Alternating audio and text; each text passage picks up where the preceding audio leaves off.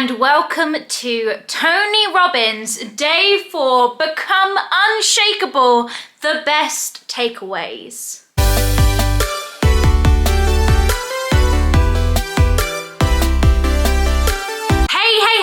Hello everyone, my name is Emily Joan Smith. If you do not know me, I am a YouTuber and a life coach. I make videos on self-development, personal growth, travel, all that kind of jazz. So if you do love those things, please subscribe now.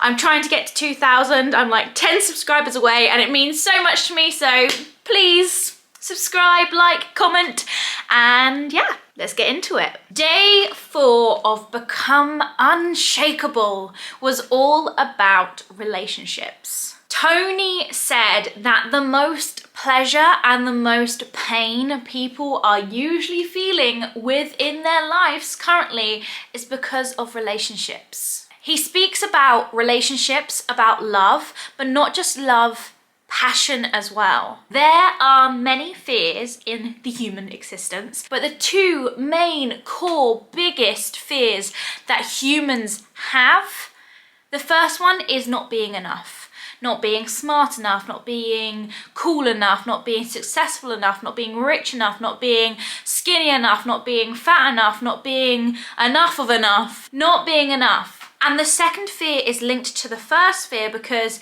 if we are not enough of something, we fear we will not be loved. The reason that the fear of not being loved is so ingrained and so important to us is because we as humans, as primates, we have the biggest and the longest dependency on our carers, on our caregivers, for us to actually stay alive. Other animals, they have days or not even seconds before their mothers have left them to fend for themselves in the wild, to make sure they don't get eaten by predators. We as human beings have to be dependent to someone at least until, you know, I don't think there even is an age. The age can go up to 30s, the age can go up to 40s. We are so dependent as babies that we need that love to survive. But Tony also said that if we love and we love so hard and that love is taken away from us, we can compartmentalize and begin a story that we do not want love because love is painful. Love is not the painful thing, the loss is, but our brains compartmentalize. Most people go to a relationship to get something, to take something. But the thing with relationships is to give. Relationships are there so that we can give. Have you ever not felt great within yourself, but helped a friend out, or helped a loved one out, or helped make a loved one smile? It makes you feel so good. Relationships are there so that we can give. What is the first thing we do when we experience something amazing in our life? When we experience something so joyous or something we've been trying for ages and we finally get it, what is the first thing we want to do? We want to share it with others. We want to share it with other people. The quality of our lives comes down to the quality of our relationships. Our relationship with ourselves, our relationship with our spouse, our friends. Tony said that a lot of people come out of their relationships feeling like they have failed. Another failed relationship after another failed relationship. But Tony says no relationship is a failed relationship if you learn something from it. Every relationship has taught you something about yourself or how you want to be loved or what you want to see in your partner or something. There is always something to learn in a relationship, and if you have learned something from your past relationships, it was never a failed relationship. A lot of today's session was about responsibility, taking 100% responsibility for your relationship, not a 50-50%, a 100% responsibility. Taking responsibility for yourself and your relationship. Tony explained that he has known many successful, many wealthy people in his life who are tremendously unhappy. And he says most people think that it's because they have money they are unhappy. Money does not make you some kind of person. Money just amplifies who you are. If you are a kind person with money, you'll be able to do more kind things. If you're a mean person with money, it amplifies that. who you are, you'll be able to do more mean things. Tony said with these people, the reason they were unhappy was not because of money, but because of their relationships, because of the neglect in their relationships. The problem in relationships in life itself is we as human beings negative stack. We do negative stacking. This is where we take a negative experience and we stack and we stack and we stack another negative experience on top of another negative experience. So what Tony did in this session is he gave us a chance to close our eyes and give us a time and take us through a practice of positive stacking. Stacking moments in relationships where we felt sexy, where we felt loved, where we felt sensational, where we felt passion, where we felt growth. And we stacked these memories on top of each other and on top of each other. And when you do this, when you emotionally stack positive things, your state changes. He then asked us questions such as, what would you do in order to always have this feeling in your life? What would you have to let go of in order to always feel these feelings in life? What beliefs do you have to let go of in order to have these feelings in your life? A lot of today's session was about getting in a state, in a good state, because a lot of people can say a lot of lousy things in a lousy state. A lot of people, me included, probably you included, can say unkind things if you're in a lousy state. Kind people can say unkind things. In a higher state, in a more vibrant state, there are more solutions, there is more love. We come from a place of understanding. So it's so important to be able to get ourselves into these high states. There are two ways that you can communicate. From a place of love, or you can communicate with a cry of help. A lot of the time, we come to our conversations with a cry of help, like, why didn't you do that? Why did you say this? Because you did this, I feel like this, and it's da-di-da-di-da, ha-da-di-da-di-da. That's one problem. The other problem is when we answer a cry of help with a cry of help. Well, you didn't do this, and you said that, and you said you were going to do this, and now I feel like this because of that. When we come from a place of love, when we communicate from a place of love, it is so much better. A lot of the time we start a relationship and we feel so good about a person and nothing can go wrong because all we see is good. We love everything about our partners.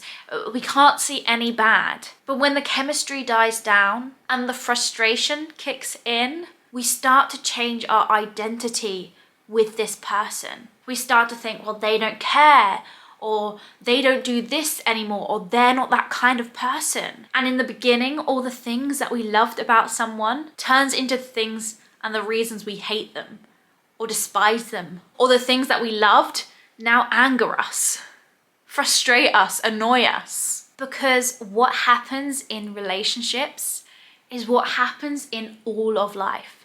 The law of familiarity, I can never say this word, for goodness sake.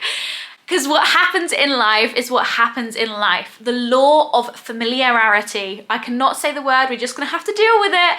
And the law of familiarity, and the law of familiarity is that anything that we have long enough, or anyone we're with long enough, we become familiar with them and we take them for granted. You get a new car, you love it at the start, but you drive it for 6 months and it's just a car again. It's the law of familiarity. And not only do the things that we used to love about people, they now start to anger us, we stop trying. At the start of a relationship, you will do anything to market yourself, to, make that person happy. You'll go out of the way. But as time goes on and the law of familiarity kicks in, we stop doing those things. We stop marketing ourselves. We stop innovating ourselves. Tony asked, when you know a relationship is ending, do you act the same way at the end of a relationship than you do at the start of a relationship? Because if you did, I guarantee that relationship would not end. He said that one of the things that destroys relationships is expectations. Turn your expectations into appreciations. Stop expecting from your loved ones. Start appreciating them. Find the things that you love. Find the things that you value. Find the things that you are grateful for. You'll see them in a new light. 95% of relationships is down to selection. Now, what do you think that is? It's not about the person that you select. It's not about the people you choose to be with. It's about the person you decide to bring to the relationship. Who do you select to bring to the relationship? Do you select the person who is angered and frustrated and annoyed, or do you bring the person who is trying to understand and love and appreciate? 95% of relationships is about who you bring to the relationship. Tony explained that there is no way to change other people. No matter how much we wish we could change everyone else in the world, because obviously everyone else is wrong and we are right ourselves, there is no way that you can change someone else. However, in relationships, what we do affects the person we are in the relationship with, and what they do affects us. Then that we do affects them, then what they do affects us. So the only way to change this loop is to break the pattern. If we change ourselves, if we become better, we affect other people and how they respond to us. So although we cannot change other people, we can affect other people when we change ourselves. The second part of the relationship session was a lot about energies, feminine and masculine energies. Now, there was a lot of emphasis upon these energies, meaning masculine energies does not mean you're a male, and feminine energy does not mean you are a female or identify as a woman or identify as a man if you're masculine. Energies are just energies. A female such as myself can act with feminine energies, but I can also act with masculine energies. But obviously with different people, they use one energy more than the other, or in certain situations, they use one energy more than the other. So when it comes to energies, it does not matter how you identify yourself or what kind of sexuality you have. Everyone has masculine and feminine energies within themselves. Tony Robbins shared a research with us where there was a study for 20 years on couples, and they could tell within the first 30 minutes or something, this don't completely quote me on this, on the numbers, but they could tell within a certain amount of minutes whether a couple would last more than 5 years in a relationship. Now, how the researchers discovered this was the 4 horsemen. They watched couples and they transcribed their conversations, and they realized that if these 4 horsemen showed up within their conversation, they would not last as a couple. Tony calls them the horsemen of the apocalypse. The first one is criticism. Criticism isn't just saying what's happening, but it's placing a blame upon someone. It's saying what's happening and it's that person's fault because of it. We can blame events.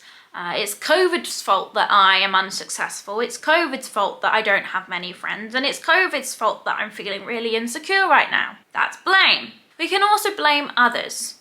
It is my spouse's fault, or it is my ex's fault that I have all these insecurities. We can also blame ourselves. Now, blaming ourselves isn't the same as taking responsibility, because when we blame ourselves, we also self-criticize. We take it out on ourselves. We're our own worst critics, and we don't feel good about it. Taking responsibility is taking responsibility. Blaming ourselves leaves us with less energy, a worse and lousy state. And when we come from that place into our relationships, because we're constantly bashing ourselves and constantly battering ourselves, it does not leave room for good communication. The second horseman is contempt. Sarcasm or rolling eyes or cynicism or just disrespectfulness. The way to get rid of contempt is appreciation. The third horseman is defensiveness, or being a victim, or feeling like the victim, making excuses. Instead of defensiveness, the answer is to take responsibility. The fourth horseman is stonewalling, ignoring the situation, becoming withdrawn, shutting down, closing down. Now, Tony asked us to, in our previous relationship or this current relationship that you're in now, to rate yourself between -10 and +10, where you are when it comes to stonewalling, when it comes to criticism, when it comes to the other two horsemen. Where are you? And when you add it all together, you want to be somewhere within the +21s. Throughout this session, there was a lot of emphasis on not being perfect. It's okay not to be perfect. It's okay to catch yourself in the moment and realize you're being defensive, or realize you're stonewalling and saying, I'm really sorry. I realize that came across as criticism. I don't mean to mean it in that way. Let me try again. This is what I meant. This is how I'm feeling. I'm really sorry that it seems like I'm placing blame. I didn't mean it in that way. This is what I mean. It's okay not to get it right. We're human beings. We're living human beings who get things wrong. We're not perfect, and that's okay. And that is what relationships are about. Having the awareness of the situation. Tony then went on to explain about a lady called Dr. Julie Caldwell. I think that's how you say her name. She has written a book on communications, and he often uses one of her tools within that book. Because the thing when it comes to communication within relationships is there's a lot of arguing. And the best way to have a conversation is to not have something that you can argue with. Because the most of the time we argue is because we're placing blame on someone, or we're placing blame on somewhere. So she has this tool called SEW, S-E-W, and it's a way of sharing one's feelings in a way that does not place blame, in a way that cannot create argument, but create communication. So the first letter of SEW is S. S means sensation. Sensation is not the story. Say you are walking along a road and an ambulance comes along and it nearly knocks you over. That is the situation. However, we as human beings put a whole story behind this. Because that happened, I was nearly late and it really nearly chopped my leg off. S is not for story, it's for sensation. A feeling. What are you feeling within your body? I feel the sensation that my heart is really heavy right now. My heart feels tight, and my ribs feel very, very tight around my lungs, and I feel this sensation that I can't breathe very well, and this sensation in the pit of my stomach feels heavy.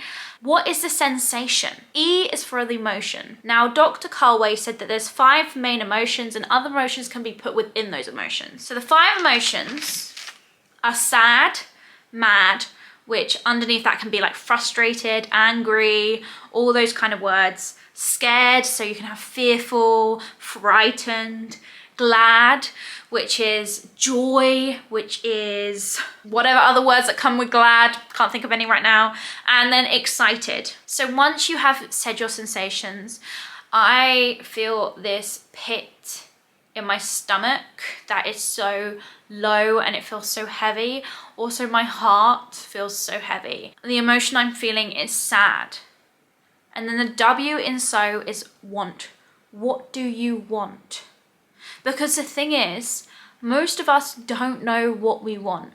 It is so important in conversation and in life to ask us, well, what do we actually want? We're arguing, but what do we want? What is it that we really want? Now, the thing with SEW is, the main thing is, it is a non-arguable kind of way of communication. Because no one can argue with a sensation. No one can argue with the emotion that you're feeling. They can argue when you say, oh, I'm feeling sad because you did this. No blame. There's no blame in the conversation, just the feeling that you're feeling and what you want. Tony showed us a clip of a couple who had been struggling with a problem for 12 years and he took them through. So it was such a beautiful, beautiful thing to watch. Next, Sage came to the stage and she said that most of relationships don't work because people give up too soon. They have too much expectations and they don't find the laughter and the playfulness within their relationships. She said we can all be unconscious at times. She means we can all be unkind and unknowing at times. Sage is such a beautiful feminine energy. Such a beautiful person. Like such a beautiful soul, and you You can just feel it. And a lot of her message was about not being perfect, like human beings. She learned so much from her parents. Her parents had playfulness. Her parents always fought from the same side of the battle when it came to the children. And, you know, you could never go to one parent and expect to hear something different from the other parent. And she realized now, growing up, being a parent, that is a lot of behind closed door conversations that the kids don't hear, but her parents were so integral to how she sees relationships and her relationship now. Tony and Sage explained a lot how the culture is now that the children is the number one in people's lives. You know, the children is the number one priority, the number one love. But what her parents showed her is such a strong, united relationship that obviously she still felt love. She didn't feel like she was, you know, not given enough love, but she saw that that love was possible, that she could have that love as well. But a lot of people nowadays, a lot of parents put all their love into their children and they neglect their own relationship and give their children all this love, and the children is brought up to have all these expectations of love, and how they then think that in their relationship people should constantly be loving them on them, that relationship should be easy. But that's just a mother or a father to son relationship that they had. And when they go out into the world, their expectations are not met. And relationships do not work like that, because there are mistakes, there are, you know, balances, and you have to sacrifice, and it's never perfect. But so many children are brought up nowadays to believe that it comes easy because of the love their parents constantly gave them, but never saw within their own parental relationships. Tony and Sage spoke about 3 things when it comes to masculine and feminine energies. They said that both of these energies can be hurt by these things, or, you know, be affected by these things. But when it comes to the masculine and feminine energies, they're even more sensitized to these things. So when it comes to the feminine energy, if the feminine energy feels unseen, that's not a good thing. If the feminine energy feels not understood, that's not a good thing. And if the feminine energy feels unsafe, that's not a good thing. These are the things that they see affecting other people's relationships, or from years of work and coaching with couples, these are the things that crop up most. Masculine energies don't like feeling criticized. They don't like it when they feel that their partner is closed off. And they don't like it when they feel themselves controlled. Now, the thing is, most of the time, the opposite energy is not trying to do these things. It's not trying to do these things. A lot of the times when feminine energies are trying to look out for masculine energies because they love them so much, because they think they're working too hard, or they need a break, or they can see how much stress they're going under, they say something and it comes across as criticism to the masculine energy. It comes across as them trying to control them, control their lives, when actually they're just coming from a place of love. A lot of the time when masculine energies are trying to help feminine energies, it can make them feel unheard, because the feminine energy isn't feeling heard, because the masculine energy just wants to fix. They want to help, they want to fix the problem, but the feminine energy just wants to be heard. A lot of the time, people don't realize they're doing these things. And that's what they said. Again, it's not about being perfect, it's about realizing within the moment if these things you're doing.